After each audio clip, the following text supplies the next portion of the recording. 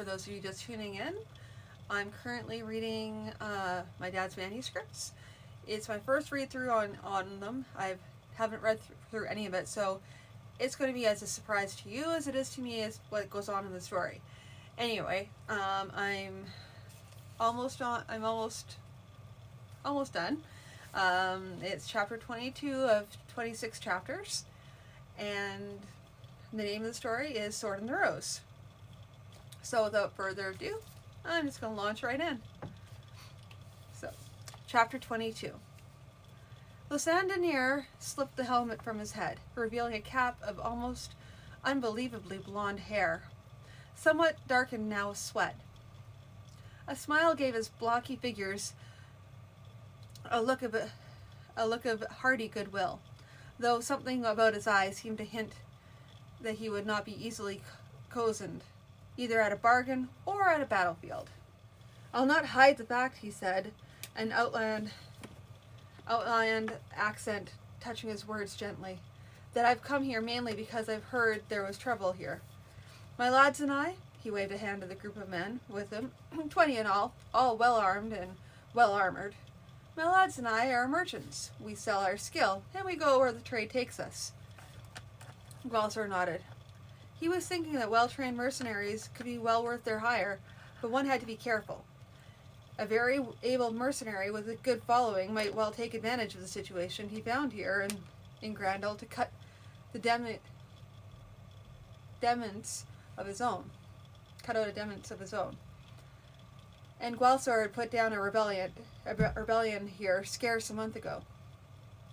On the positive side, none of the Knight holders would be willing to risk a rebellion very soon, and Denier would have to spend some time sorting out the situation before making any moves.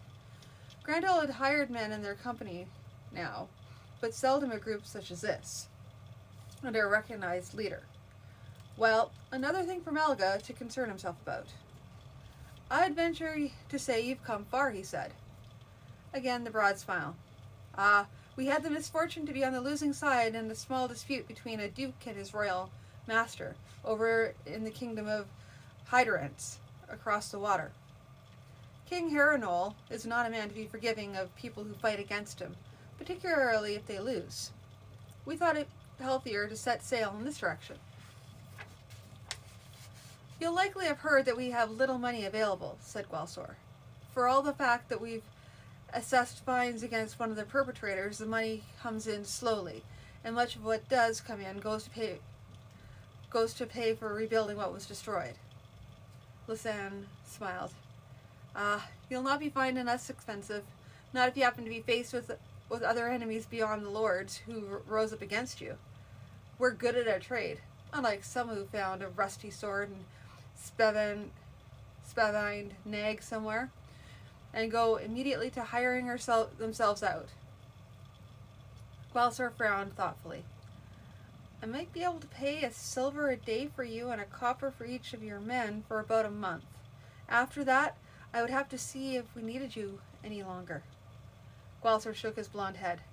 "Perhaps if my men and I were satisfied to eat every other day. No, I'll need 5 silvers for myself and 4 coppers for each of my men. If I were harvesting gold from my fields instead of grain, I might be willing to pay so much. 2 silvers for you, 2 coppers for each of your men." Eventually a bargain was reached at 2 silvers and 5 coppers per day for Lisanne and 3 coppers per day for each of his men. After sending them off with a man to guide them to the barracks, Gwalsor turned her forehead. "Worth it, do you think?" "My lord, they look good, and they're well turned out. We'll only truly know if they're worth it after they fought for us in a battle or two." Gwalsor nodded. "You're right, of course. Well, what needs our attention immediately?" Gwalsor was sitting in his chamber, sharpening his sword when Melga came in. Melga, look at this device Edakda made for me. It allows me to do such things as holding a sword while sharpening it, and the like. I can even tie knots, though not too well yet." The device was made of metal, fastened to his hook by a thumb screw. It had 2 sets of prongs, each of which could be tightened or loosened by other thumb screws. It's not the equal of a whole hand, of course, but it's better than none at all. So your gnome has uses. Gualthor shot him a quick look. Malga making fun of me, and you know well the sorts of devices Zadok Doc has produced. I'm seriously impressed if you can make 30, 40 armored horses to help hold the western border. Gualthor's face turned sober. That bad, is it? Yes. You give me money, I've spent carefully, so we have a good notion what forces Wardick will have. Even something about his plans. It's a seriously good thing we stepped on the outrising quickly. By the time Wardick heard about it, it was all over. But he knows we're weak, and we have him swarming all over Gwilla's Hole, and we'll have him. But if he knows we're weak, and we'll have him swarming all over Gilla's Hole before summer, or you paint me white and call me a Southern. Gualthor nodded, absently loosening the screws that held his metal hand to his sword. You've told Forraith? I have. He'll likely come up soon. When he arrived, the Marshal expressed even more concern. Lord, he knows we've been torn up with the rebellion. He knows we'll be short of men and arms and all. Why is he not attacked yet? By rights, he ought to have already taken Gwilla's Hole from us. Melgothop shrugged. Word I hear is he has a plan, but he's not sharing it with anyone. Leastways not with anyone who's loose to talk. No hints of any kind? Gualthor was absently drumming his fingers on his left wrist. None, Lord. I think maybe assassination? I already strengthened your guard, I've talked to some who may be lax. Gualthor nodded. I don't like it, but I suppose it has to be. Try to find something to do other than to shadow my every moment with clanking guardsmen. Better than not to have them at hand when needed. Midsummer Day came around again. Gualthor gave Jadal leave for the day, with the understanding that he would be back to his duties in the evening. In some ways it was a nuisance getting along without a page, but the boy's expression when he was given the day off was well worth the trouble. In the midst of rushing off, Jadal turned and said, You're sure you won't be needing me, my Lord Baron? Gualthor shooed him off with a wave of his hand. I'll make do somehow. Just see to it that you report to me for the awarding of prizes. Now, go on now. Before Gualthor himself could be off to enjoy his midsummer day, he had a meeting with Forraith and Melgothop. Nothing happening on your west border, my Lord Baron, and that be worrisome. Yes. I know you'll be joshing me and saying that it's more to be worried about it when something's happening. But I think this might be meaning that Warwick has some sort of plan of his own, which we haven't divined yet. Gualthor shook his head. No, I wouldn't josh you over that. Melg and I have already spoken about Warwick's plan, and about his lack of movement. He still has forces on the border, does he not? Yes, Melgothop's face was serious. 2 small forces. Not enough to fight a real battle. Even as the state we're in. I have word they are waiting for some agent of Warwick to complete work inside Grindal. All watchers in taverns say no suspicious fellows from Warwick. But if it's true, it's seriously hard to tell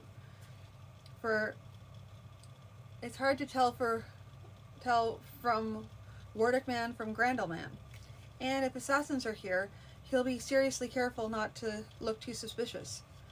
All we can do is to make sure there's nobody corrupt on any guards. I have to reword the whole entire thing, so just bear with me here. All we can do is make sure that none of the guards are corrupt. You'll be saying one of the guard could be bought? Demanded Forraith almost fiercely. Nothing so simple like, here's a purse of gold, look the other way while I killed a baron, of course. More like, I get him in a predicament, then say, look, you do a favor for me, and I won't tell on you to get you into any trouble. And not likely to say anything about killing a baron. Maybe tell some story about the baron not hearing a petition, wanting to give him some mourning till he inspects the stables, barracks, or something. Forraith was still displeased at the notion that one of the guard might let himself get into such a situation, but he nodded slowly. I'll have it seen to. You understand, though, that if someone has been approached, he may be able to lie convincingly and say he hasn't. We have to try, though. Midsummer's Day celebrations were in full swing with all the various contests, games, races, and other entertainments. This year, Gwalsor and Brynjan walked around together, and Gwalsor caught sight of certain knowing smiles and grins that turned their way, and then disappeared when the Baron's gaze touched them. He smiled to himself. Everyone knew what was going on, but everyone would pretend not to know. He recalled after that first night of coming out of Brynjan's apartment and finding his guards asleep in the hallway. To order them to tell no one would mean only that they would tell their three closest friends, who would tell their three closest friends, and so on. Brynjan, of course, had been right that rumors had been going around before that, and was also right there was no point in acknowledging the rumors.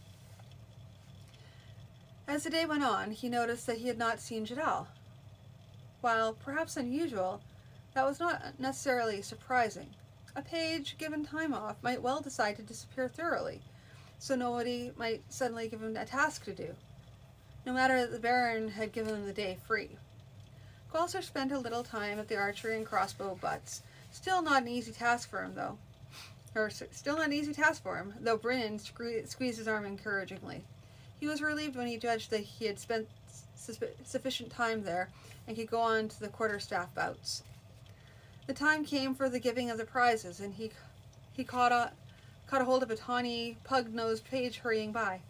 "Find Jadal and tell him to report to me at once." "Yes, my Lord Baron." "Don't harm my son, Lord Baron." He looked around. Brynjan was smiling at him. He smiled back. "I don't know what you've heard, but I don't eat little boys for breakfast. Wasn't that it?" "Close enough. Though as his mother, I can freely give you authority to have him beaten if he misbehaves. I wonder where he's gotten to. Was he not supposed to report to you by now?" "He was, but he's a boy. He may have gotten involved in something that made him forget." "Does that happen often?" "With Jadal? Very seldom. Though still and all, he is a boy." They waited with mounting impatience, and finally the pug-nosed page returned. "I can't find him, my Lord Baron, and no one I've talked to seems to have any idea about where he might be, either." "Well, you'll just have to do. Are you on anyone else's orders at the moment?" "Me, my lord?" "No, my lord." "Good. Stand by me, and when I call the prizes, you hand them to me." "Yes, my lord." He half expected Jadal Darkonis to come galloping up all apologetic halfway through the awards. He did not. By this time, Gwalsor was thoroughly annoyed and had decided that Jadal had earned a beating this time, if ever. By the end of the evening, Jadal had still not put in an appearance. Even Brynjan was vexed. Where can he have gotten to? I suspect that he realized too late how tardy he was and is hiding somewhere, delaying the time of reckoning. She smiled at that. "I suppose you're right. As you said, he is, after all, still a boy." The next morning, Jadal was still missing. Brynjan and Gwalsor were now thoroughly worried, and had sent people to ask around. Gradually, they discovered that no one had seen him since the middle of the previous day. Now everyone was concerned. Jadal was not just another boy. He was near enough an heir to the barony until Gwalsor had children of his own. The king might not be willing to accept as baron the heir of a baron executed for treason. He might, however, accept such an heir if the alternative was unrest in the south. "Have your sources anything to say about this, Melga?" "Not yet, Lord, but it's still early. I have a word round that we need to know anything about Jadal, and if he's been seen with any strange person. Not to worry. I'll tell you if I hear anything." 2 days went by. 3, and still no word, save that Melgathep got a rumor that a boy, who might well have been Jadal, was seen talking with a strange man who, it appeared, to be working for a brewer, for he had a wagon with 2 barrels on it. Further investigation revealed that none of the local brewers knew anything of this man. The gate guards reported the fellow had gone out the main gate with his 2 barrels sometime in the afternoon, ostensibly for Tonask. By the 4th day, they were certain the man had not gone to Tonask, and further, that no man answering to that description had delivered, or had been expected to deliver, anything that might come in barrels to anywhere in Tonask. However, a man of similar description had driven a two-wheeled cart carrying a single barrel through a hamlet of Quinquadras. Malguthop took his news to the Baron, as he had done with the rest. Balsor looked up at him. Some design of Baron Wardick, perhaps? Malguthop shrugged. Seriously possible. We don't know anything for sure. Only that a man talked to Jedals. The same man went out through the gate, claimed a false destination. It's very much like the same man who went to the eastern border. And the man had a barrel that maybe could hide a boy of 13. Seriously little for declare war on Wardick.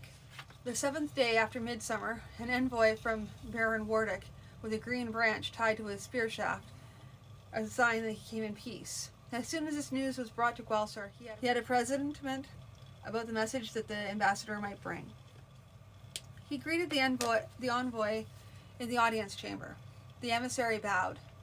He was tall and handsome, with a carefully trimmed mustache and beard that set off his slim, dark features. I am Herendar Sandsteg, my Lord Baron, and I bid you greetings from Baron Wardick. My greetings to Baron Wardick. I assume you have a message for me? I do, my Lord Baron. Heron dug a hand into a pouch at his belt and brought forth a cap, somewhat crushed, and set it on the great wooden table before him. I can assume you recognize this, my Lord Baron? Yes, it belongs to my page, if I'm not mistaken. I suppose I ought not to inquire too closely into how it came into your possession? My lord, what can I say? The boy wandered into our territory. We suspect he may have come as a spy.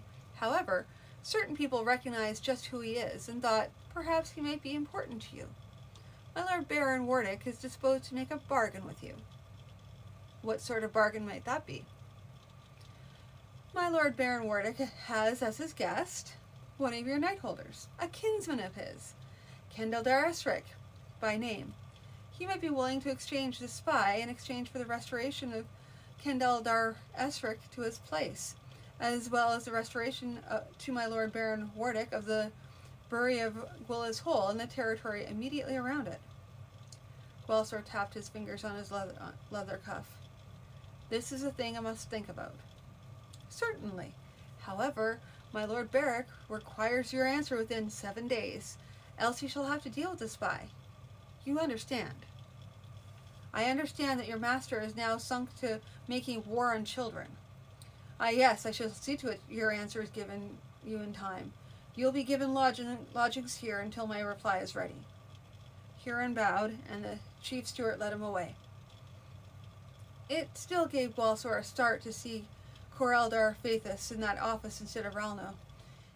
He had made quiet investigations to see if it were possible to find out who had actually struck Ralno down, uncertain whether or not he might still want to avenge a death caused in the middle of a battle. As it turned out, he had not been able to discover anything, and he found himself strangely relieved over that. Corel, a third son without any other prospects and without any real marital bent, had served under Ralno and was well able to take his place. Gwalsor realized that his mind was wandering all over these strange paths to prevent him from thinking about Wardick's ultimatum. He stood and turned to one of his pages. Bring wine to my quarters, immediately. He marched out, aware that his order had been peremptory, and that he ought actually to confer with Forsyth at least. But the tangled twist of his emotions in his mind rendered him unable to care. The page brought a pitcher of wine and a goblet, and set them on the table. I may be needing more, so stay within hearing. Yes, my Lord Baron. A little while later, Forsyth came to his door. My lord, we have to be talking about this. I have no wish to talk about it, now or ever. Perhaps tomorrow. Go away. My lord, go away, I said. Father's boots and shirt sleeves. Must I tell you twice? Still later, Malguthop came in, looked him over without expression for a few minutes, while Gwalsor waited for him to say something. The Lafetta left as silently as he had come. For a long time then, no one approached his door.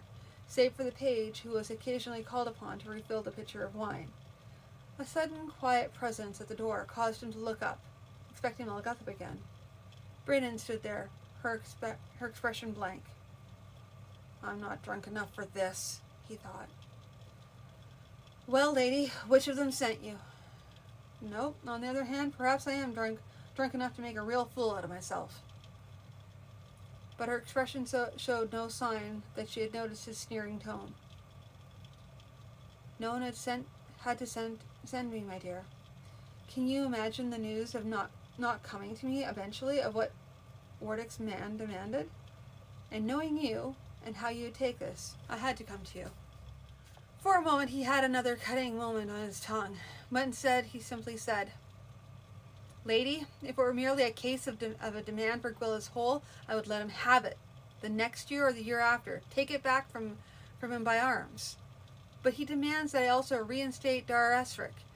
If I give way to that, I can expect another uprising against myself next year or the year after, and a worse one, for some of those who are lukewarm to me will see me as too weak to protect them, and go over to the rebels simply for their own safety. And though we have had a bloody war against ourselves this spring, the cost of this next war would be much more exorbitant. And my son? Lady, with all my heart, I want to save your son. But if I do, how many other sons will die because of it? And what will be left of the barony entrusted to me? Will you not attempt to mount a rescue, take some men and break into Wardick's castle? If it could be done, I would do it. But he has left us a bare 7 days, enough for his messenger and his guard to ride back with word. Not enough to call out any sort of force to march there. I have thought of all possibilities, believe me. They sat there for a time, with no words left to say. She waved a hand at the wine. All of this, then, because you seek to put off the time when you must make the decision? It was said gently, but the point of it struck home to him. Yes, I suppose I am. Page! The page struck a frightened face around the doorway. Go down to the kitchen and fetch me some cold meat and bread, and get me some wine, well watered to wash it down. Yes, my Lord Baron. Welsor looked at Brynn. Will you stay to have a little wine with me? She shook her head.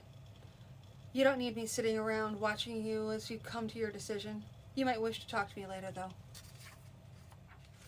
Welsor sat in his room. He had eaten some and felt a little better, though he knew, and he was sure that Brynn also knew, what his decision must be. Melgoth slipped in quietly in the door. Ah, you may be a little more sensible? Just a bit. Did you send the lady Brynn? Melga shook his head. No. I'm seriously busy trying to find a way out of this mess. I appreciate the thought, but I'm afraid we've left us precious little time to work in. So I think. So I hired your magician friend. We maybe can do something if you want. Pemberland? Welsor felt a surge of hope. What is he to say? I send him in, and I'll explain. And he'll explain. He stepped outside, and a moment later ushered in the magician. Pemberland was his usual well-dressed self, slashed sleeves and all. And Welsor found himself wondering whether the man had an apprentice who served as valet, keeping his clothing in order. So, Master Pemberland, I understand that you feel you can be of some use to me in this matter. The magician bowed. Your persuasive friend here visited me earlier today with an outline of the problem. That is, we need to arrive at Wardick Castle sometime before the messenger to find out where the page is being kept, free and by stealth and return. Now, I worked out answers to all parts of the problem, some magical and some not. Discovering where the boy is being kept will be the least of the difficulties, unless Wardick engages a very strong magical aid, and from what I know, even if such a matter does occur to him, he does not have a sufficiently capable magician available. Arriving at the castle before the messenger is a little more difficult, in terms of the energy that must be expended, but I can manage that as well. As for the stealth, my Lord Baron, I do not boast when I say I am the master of a great array of spells for that purpose. I can assure you that we shall be in and out of the castle unmarked by any, unless one of our party takes it into his head to do something foolish. Gwalsor held up his left hand. You speak of a party. You not be doing this all by yourself, then? For the first time in their acquaintance, Gwalsor saw the magician discomfited. My Lord Baron, locks and bars and the like are being made of iron are matters of great difficulty to deal with magically. It can be done, but only with great time and effort. I have, however, spoken to your friend, the gnome, who says that he can unlock any lock made, given, say, the time it takes to recite a single verse of one of the old epics. He is willing to come along. Malgothop has also expressed a willingness to come along, in case of unforeseen eventualities. This makes 3, and my method of transportation can easily accommodate more than that. Gwalsor came to his feet. I will come along as well. Malgothop straightened. My lord, you not. Not, Melga? It was my impression that I am the Baron of Grandal, and that I am expected not to merely give orders, but to take the occasional risk on behalf of the folk of my barony. There was still no expression on Lefta's face. My lord, you're drunk. Not quite that drunk, Melga. I will go unless you take it into your head to lock up your baron for his own good. Malgothop made a noise of disgust. So, you come too, and I spend time watching out for you instead of doing other things? Perhaps not. Master Pemberland, would you be able to take along one more person? Yes, my Lord Baron, but we must also remember that we will be bringing your page back, so we must not overload on the way out. 1, perhaps 2 if they are very light. The person I have in mind to ask is not very light, so it will only be 1. How much time do you require to prepare? To begin the trip? 3 hours, my Lord Baron, if all goes well. I will leave it to your servants to prepare the food and supplies as such are needed. Go begin your preparations then. We will begin ours. One of the first things Gwalsor did was to search for and find Tostig. Tostig, I would like you to accompany me on a trip. It will be a dangerous task. I'll not hide that from you. I can only take 1 man with me besides Malgothop. Will you come? What sort of dangerous task be this, my Lord Baron? Jadal, the son of Lady Brinian, has been kidnapped by Baron Wardick. The magician Pemberland feels that he can bring us in and out safely. Will you come? Tostig pursed his lips. That'd be powerfully dangerous. For certain, my Lord Baron. And you'll be going yourself? It's something I really couldn't ask someone else to do for me, you understand. Oh, I think I do, my lord. Yes, I'll be coming if you want me to. My thanks, Tostig. I'll not forget this, I assure you. Tostig grinned. If you keep this up, my lord, you'll be fine. You be owing me so much out there. Be not for tearing the barony over to me.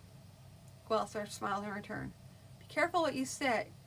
We just had an uprising, and there's still some that might take that kind of humor badly. We have to go in 3 hours. Can you manage that? Sure enough, Lord. Forsyth did not like the fact that Gwalsor was going along on this venture. Lord, you'll not be... He stopped. He caught himself again, and then began again. Lord, you'll get yourself killed, and we need you here. Gwalsor grinned. Pemberland knows that if I'm killed, he won't get paid. He'll take very good care of me. Make light of it if you will, my Lord Baron, but this is a danger you've been needing going into, and if you die, what of the barony? Now, Forsyth, why need I not take this danger on myself? Tell me. For a page, my Lord Baron? You know just as Wardick knows that Jadal is not just any page, but the son of Brinian.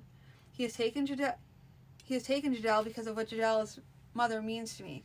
So I am going to rescue Jadal, and afterward I'm going to show Wardick why it's not a good idea to anger me. Keep Wardick's messenger until tomorrow. Then tell him to go back and inform Wardick that it will do him no good to hide behind a child. Send messengers off to all of our holders, informing them of the situation, and tell them that I desire the forces to be gathered at Gwilla's Hole as soon as may be, with supplies as well. You might also make it clear to them that Wardick is demanding the reinstatement of the notorious rebel Dar Esric, and a hint that failure to meet this muster might be considered as a support of a rebel. Lord, we cannot fight another fight so soon. We can and we will. Send the more messages for it. So, Master Pemberland, how do we travel? They were all gathered in Pemberland's house, the walls of which were festooned with lamps, wheels, horoscopes, star charts, and other less familiar items, all part of the magician's art. In the center was a table, dark oak, 3 feet by some 8 feet long. Guelser wondered about this table, for it took up most of the space in the room, and nothing was on it save a pack sack stuffed full by the look of it. Pemberland looked at the group, smiling. Sirs, I've made several experiments involving flying magic and have become at least moderately competent in making things fly. We will be using this table, partly because it is large enough to hold us and our supplies, partly because oak flies reasonably well. Put your packs and supplies on it and sit on the edges. Pull yourselves well on so as not to fall off while we travel, for we will be flying quite high. Tostig muttered something about in a distrustful tone, and though Melgathop's face was expressionless, he was eyeing the wizard closely. Sirs, it is necessary to travel quickly. By this means we need not follow the tracks and trails as they wind over the land, but may go almost directly. If some or all of you do not wish to go, I shall go along and do what I can. They all took their seats, with Pemberland at one end. The wizard reached in under his pack to reveal a stout spike in the center of the table, with several strong cords tied to it. Sirs, would each of you take one of these and tie it around your waist? The table's surface is slippery, and I would not have any of you be lost while we travel, particularly when we are high in the air. When they were tied, he spoke some words in a strange tongue, and the table floated free from the floor. Though they had all been told what was to happen, there was still a muffled shout of, "Fathers, boots and belt buckle!" from Tostig. The table tilted, steadied, tilted the other direction, and then leveled off. "Open the window!" the Pemberland called to his servant, who hastened to fling back the shutters on the window. "Sirs, we will fit through the window well enough, but we shall all have to duck our heads. I shall move slowly enough so as not to harm anyone, but it would be best if you all keep an eye out as we make our exit. Now, sirs, are you ready?" There was a general mutter of assent, and the table floated slowly out through the window. There it hovered for a moment, while Pemberland spoke once more. "I will now take us higher into the air and begin our journey. Are you all settled, sirs?" The passengers muttered assent, a little more strongly this time. The table floated off into the night sky. That took a turn. Like I said, I hadn't read this story before. I didn't know it was going to be flying tables. What can I say? But that's fine. I'll talk to you tomorrow night, where I will bring up the next chapter of Pemberland and the Flying Table. So have a good night, and I'll talk to you tomorrow.